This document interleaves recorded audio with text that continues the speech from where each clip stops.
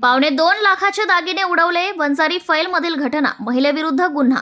लग्न कार्यासाठी गोंदियातून यवतमाळात आलेल्या एका महिलेचे 2.25 लाखांचे दागिने चोरून नेल्याचा प्रकार उघडकीस आलाय। ही घटना यवतमाळ शहर पोलीस ठाण्याच्या हद्दीतील वंजारी फैल येथे घडली आहे। या प्रकरणात पोलिसांनी एका महिलेविरुद्ध गुन्हा दाखल केला आहे। शांती परिहार, वय 50 वर्ष असे फिर्यादीचे नाव आहे।